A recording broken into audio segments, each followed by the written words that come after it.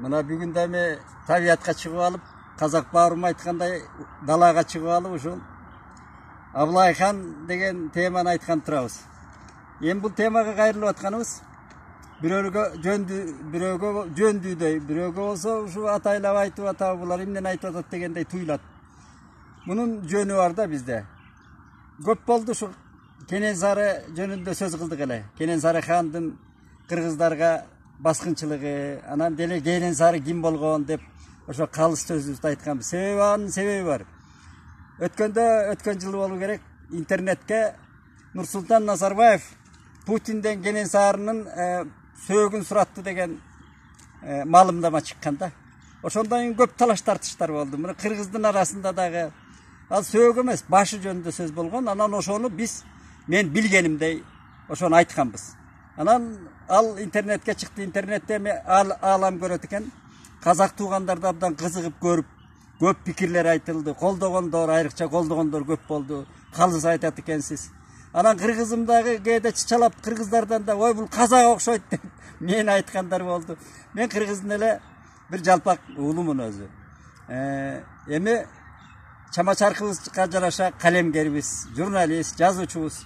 Анан эми казак адабиятын көп окугам. Анын үстүнө мен 60-жылдары ошол көчмөн аксакалдардын, байыркы көчмөн доордон калган акыркы үлгүлөрү болгон кассабассыз, бирок санжыраны, айрыкча манас эпосун кудайындай көргөн аксакалдардын колунда чоңойгом да. Ошол аксакалдар казак кыргызды бир эл катары билчү, бир эл катары кеп кылышчу. Ошол тарбиядан улам мен казакты дагы эгизимдей көрөм. Бул өзү бар тамырдагы тарбиям ошондой.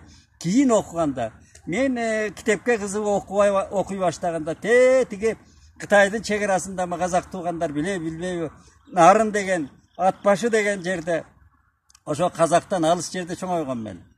Бирок биздин айылда казак чоңонем деген чоңоне бар эле. Ал Тилебалды экен аты.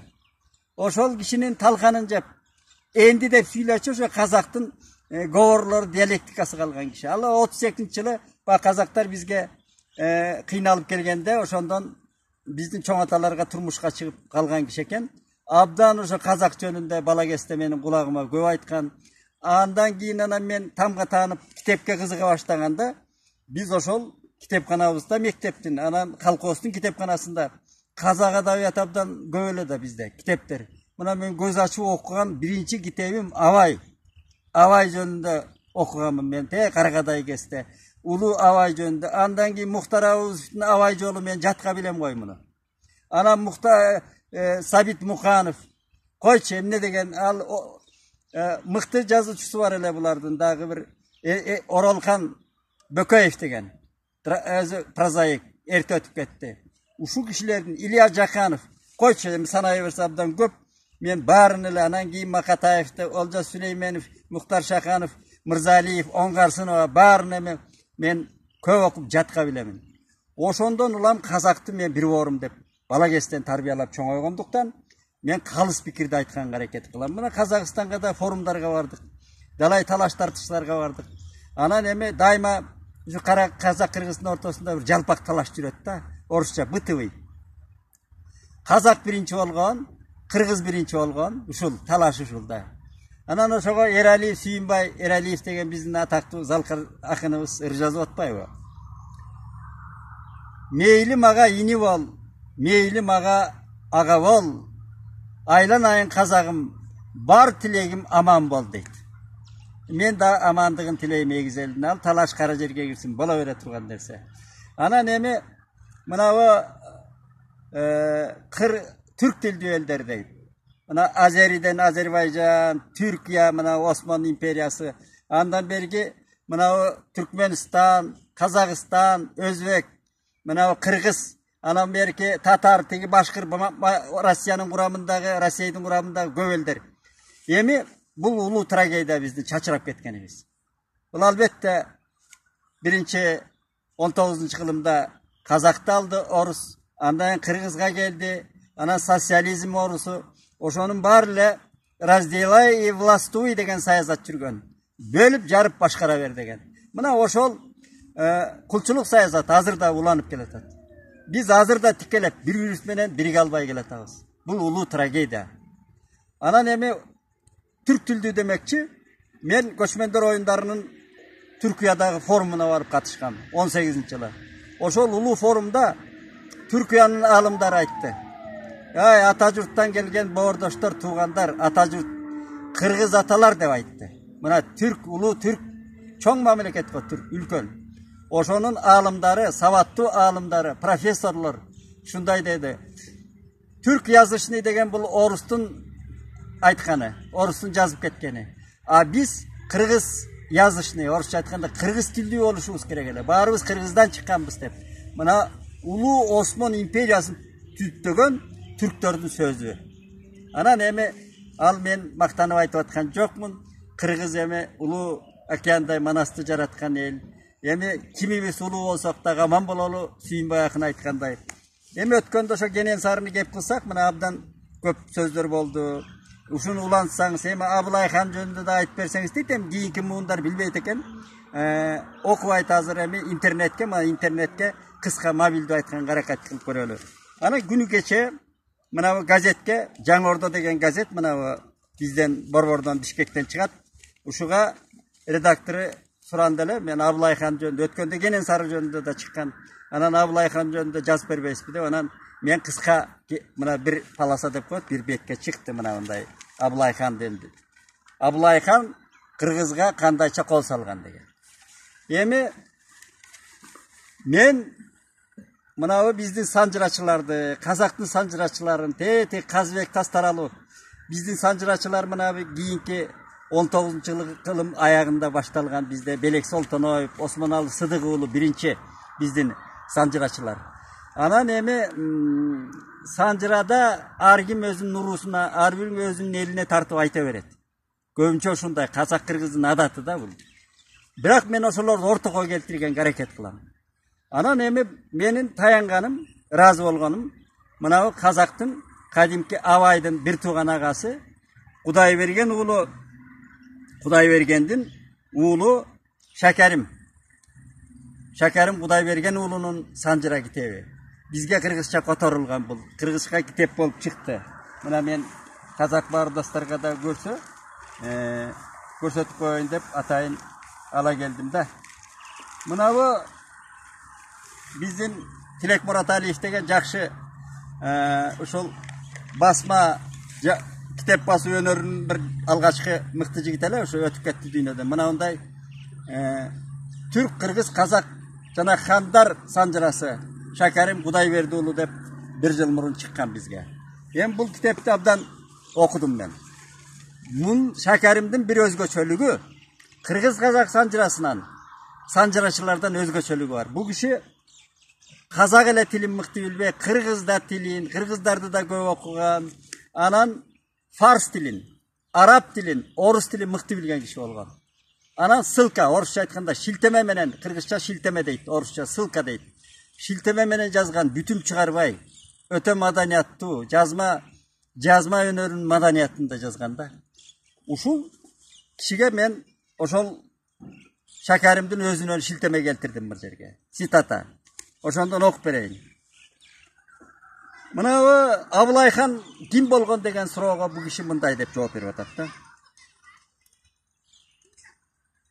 Чыңгыз хандын улуу баласы Жоочу өлгөн соң, анын ордуна Жоочу баласы Бату хан болду дейт. Аны Батый дешет. Ал орус журтун каратып алган 1241-жылдан соң иниси Бүргө, кашанын ичинде Берке хан болду. Бүргө хан кезинде 3 ордого, Алтын Ордо, Ак Ордо, Көк Ордону бириктирип, Алтын Ордону ээлеп турган. Ал эми кийинки андан беридеги көчмөн элдер Ак Ордо аталып, Жоочунун дагы бир баласы Шибан, экинчиси Көк Ордо аталып, ага Жоочунун дагы бир баласы Тогой Темир хан болду. Биздин Абыл Мансур Абылай хан ошол Тогой Темир насили дейт. Демек, бул ошол Чыңгыз хандын тукуму деген. Эми бир чети тамаша иретинде айтайын, азил иретинде. Мына биздин азыр камакта жатат кой, Алмазбек Атамбаев деген президентибиз убагында Нуракеге Нурсултан Назарбаевка тийишип, бу жерде публичный сүйлөп атат, эл алдында. Бизге кийлигишпей эле койсун Нурсултан Назарбаев. Ben bilem Kazaktardın köbü mına o Çıngiz itler dep. Anın emi özөгүндө çındık var. Bizde mına bizdelemez. Ulu Rusya'nı Mongollar 3 kılın basıp jatkanda. Anı tarihçileri jaşırıp köbü aytpayt da murunku tarihçiler жазгандар men көп окугам. 3 kılım Evgeniy Evtushchenko degen Orustun ulu akını aytkanday, menin kanımda Mongollardın da kanı var degen gayran kişi. 3 kılın basıp jatsa Oruslar aralaşıp kaldı da. Oşo siyaktуу emi bizdin özübüzde delе oşo Mongol, Kırgız, Kalmak aralaşkan el. Ассимиляция болот. Aralaşat eller, kandar aralaşat. Taza эле ушу менин kanım taza деп айта коюш кыйын да. Бирок Kırgız Kazak, Bekem, Namıskoy özü taza kandуу el, özlөрүнүн наsilin сактап калганы чын. Байырк ел катары. Adat saltın, büt ürp adatın, janagıday epostorun, ulamışların saktap kalgan el da. Oşol Abılay Han demek Çıngiz Han'dın tukumu degen sözde aytıp atat bu jerde. Emi gevanda emes. Mına o Manas eposunu ötkönde gep kılıp atabız. Almanbet Kıtay, Kırgızça aytılganda Almanbet. A Kıtayça atı Hansu atı başkadır. A başkaça aytılat. O Almanbet gelip bizge çoğun gazatта kol başı han bolgon. Ошондой тарыхта көп. Мына казактар өзүлөр кино тартты, жакшы кино тарткан кезинде кадимки Бейбарыс Султан жөнүндө. Эми ал Кыпчак болгон дейт. Кыпчак түбү келип Казакта да бар, бизде да бар. Кыргызбыз, Кыргыз түбү Кыпчактар. Эми ошол Кыпчактар Бейбарыс Султан кезинде Египетке кулчулукка кетип, ошо мамилюктарга хан болуп атат, султан болуп атат. Мындай тарыхта көп да. Көп. Анан кийин мына о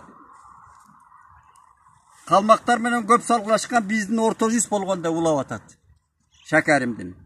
Казактар 3кө бөлүнөрдө күнүбүз тууса тыныгып алган соң жыйылып Калмактардан ата конушубузду кайрып алалык деп убадалашат. Эми Калмактар мына 17-кылымда келип эле Кыргыз Казакты сүрө баштаган да.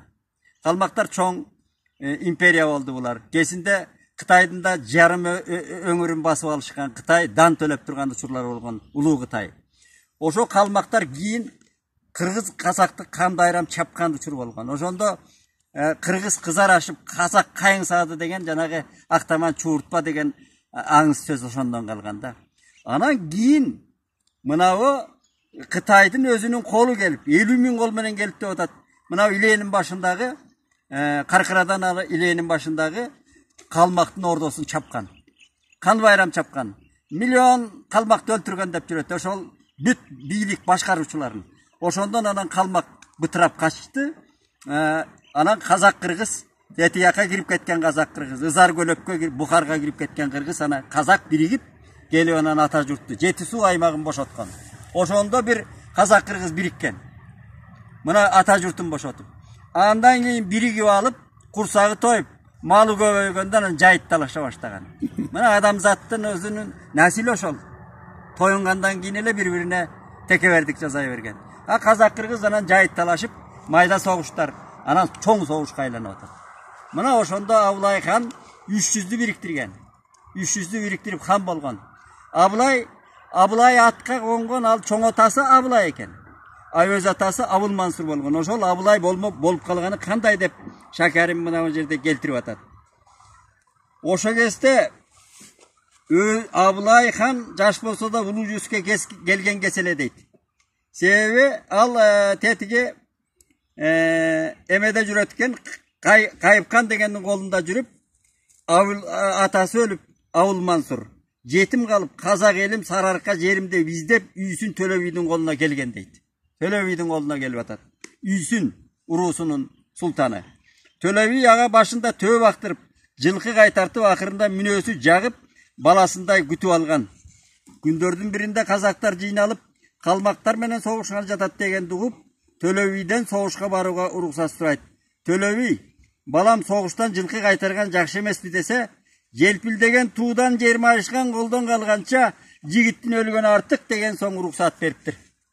Абыл Мансурга уруксат берип атат. Анан Абыл Мансур Казактын колуна келип, жанагы Казак менен Калмактардын колу беттешкен жерде жекеме-жекеге чыккан.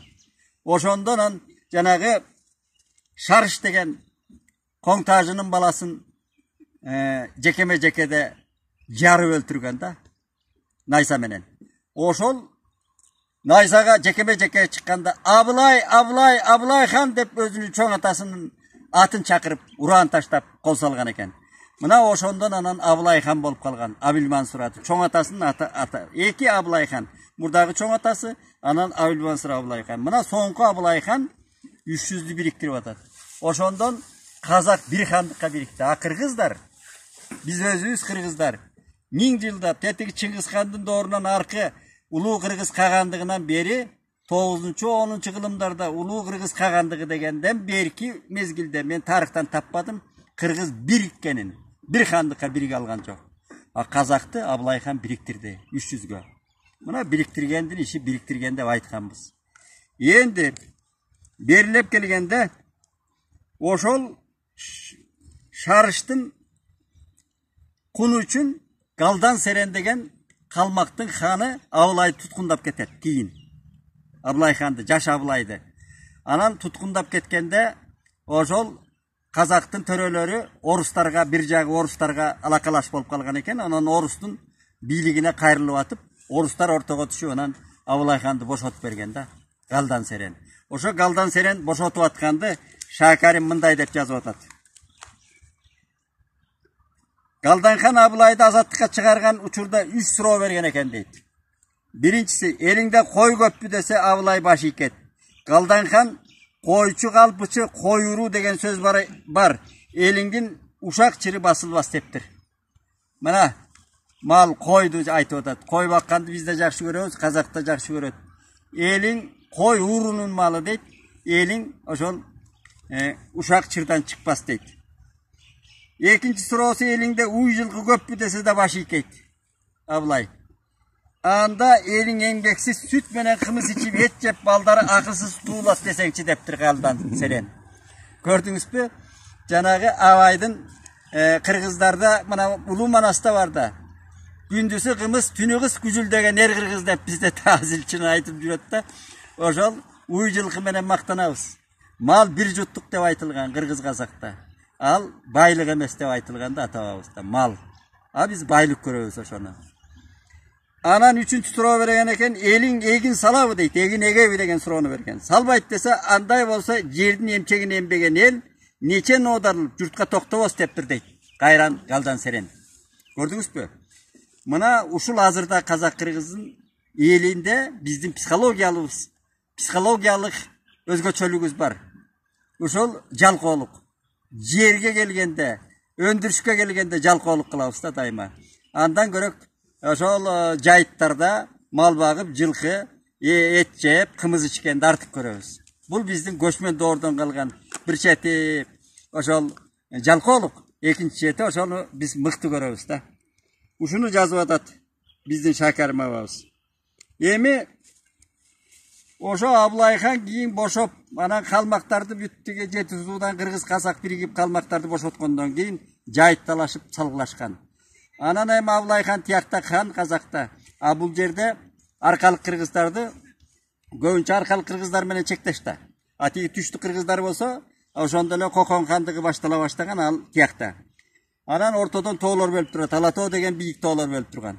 Анан бизде мына Сарбагыш Ормон хандын чоң атасы кадимки Эсенкул чоң баатыр бийлеген биякты. Бир канча, бирок уруулар, майда уруулар өзүнчө хандык сыяктуу болгон. Анан Эсенкулдун буйругу менен, өтүнүчү менен деп коелу. Мына ичкериден Суусамыр Жумгалдан анан Садыр деген баатыр көчүрүлүп атат. Теге казактар берилип атат. Жанагы таласты алганы калды. Ошо таластын аягы Капка дегенге бар деп көчүп Саяк Садыр барган. Ошол жерге Капка деген чеп куруп Садыр акебиз, абабыз. Анан өзүн хан жарыялап ийген киши. Мен Садыр хан дегиле деп. Анан ал казактарга кол сала берген. Эми бул тарыхта болгон окуя. Тиги жактан Бердикожо, Казык Моюн Бердикожо деген аларда да бир чыр болгон экен. Алар кыргыздарга кол сала берген. Ошо кагылыштарда эрлер өлгөн. Анан хан кубаламай, өч алмай, кектешмей башталган. Мына ошондо ыйкы-тыйкы чоң майда чүйдө согуштар анан чоң согушка айланган. Анан Абылайга арызданып бара беришкен. Кыргыздар тынчтыкты алып атат. тынч бербей калды. Кооман деген баатыр өлдү, Баланча деген баатыр өлдү. Түкүнчө деп анан Бухар жырабын ортого салышкан. Төлө би ортого салып, айтпайсыңбы? Анан Бухар жырабы, мына кадимки Бухар жырабы, Бухар акын, улуу акын казактын. Ошол киши Абылай ханга кеңешчи болгон. Мына Абылай хан дайыма Бухар жырабын алдыга коюп барчу экен. Анан Бухар жырабы айтып атат: "Сиз эмнеге эле мени алпештеп эле алдыга дайыма төргө чыгарасыз? Сиз казактын 300-үнүн канысыз го" десе, кайран акылман Абылай хан айткан экен: "Мен 300-үн ханы болгон менен сиз айлендин ханысыз. Сиз сөздүн падышасыз кой" деп. Көрдүңүзбү? Кандай акылман киши сөзгө баа берип атат. Ошо Бухар жырабы анан айткан экен: "Ай, ханым, сизди бу казак кыргызбы бу Абылай хан? Эмне эле кыргыздарга унчукпайт? Бизди талап атат, чаап атат" деп арызданып атат. Эми Баланча баатырлар өлдү, Кооман өлдү, тиги өлдү, бул өлдү. Эми кезек Абылайдын өзүнө келди. Отура береби Абылай дегенде, ошондо Абылай мына бу биздин Шакаримде да айтылып атат, биздин Сапарбек Закиров деген агайыбыз болду. Профессор кыргыз санжырасы деген мыкты эмгек таштап кетти. Бул көп тарыхчылардын, санжырачылардын жазгандарын жууруп туруп анан жакшы китеп таштап кеткен. Ошо кишинин жазган китебинен мен үзүндү айтайын ушунда. Абылай хан бир жеңин кийбей эшикке чуркап чыккан экен дейт. Эшикке топтошу 300-дүн билермандар турган. Ошондо ачуусуна буулуккан Абылай хан мындай деген дейт: "Бир жагым бокондук сарт, бир жагым Кытай, бир жагым орус турганда, азыраак кыргызга кызыкпай жөн турсак дедим эле. Болбодуңар. Чаңгылунун Карабайтыгы күнүлүк кылып кыргыз көкүмүнө уу берди. Ошондо орто бузулду. Кыргыз казактын бузулгандыгынан пайдаланып калмак кайта келген.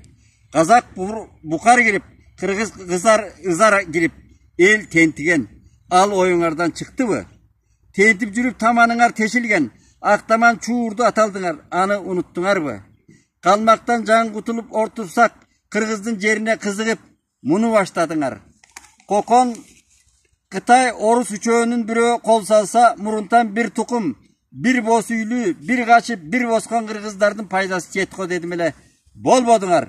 Рас сендер айткан Садырдын кылыгы айып, тынч жаткан элге бүлүк салып, биздин барактыкы айып, жортул жасап өзү барып. Мен кыргыз деп аттанбайм, Садыр деп аттанам. Аттангыла 3 үйдөн 1 адам, 2 адамга 3 ат алгыла. 2 адамың 1 бесе сүтүн ичесиң, ат башына 1 чидер талкан алгыла деп буйрук берген экен. Мына чындап келгенде бу калыстык үчүн айтканда Абылай кыргызга кол салам деген ниети болгон эмес. Муну биздин санжырачылардын баарынан окугам мен. Аны жөн эле сөз. Абылай келип эле жөн эле кол салган эмес. Айласы кеткенде кайран боорум деп анан казак эмес, кыргыз эмес, Садырга аттанам деп келди. Анан а дегенде Ташкентти алды. Кокондуктардын эмеси болчу. Бассалында болчу. Андан бери эле анан Таласты чапты. Андан бери келип мына Сокулуктун суусуна чейин чаап, кадимки Жайыл баатырды 3 баласы менен Садыркандын өзүн колго түшүрүп, анан кайтып кеткен. Катуу чапкан. Эми согуш деген согуш болгон, катуу чапкан. Катуу чапкан. Мына Солтонун бир өңүрү абдан кырылган, Солто уруусунун. Бул эми кийинки санжырачыларга чейин айтылып келди. Катуу кырган. Анан эми 3 Алматы тетиги Токум деген мына Күнгөй, Тескей, Алатоо сарбагыштар жердеп турган жерлер болгон.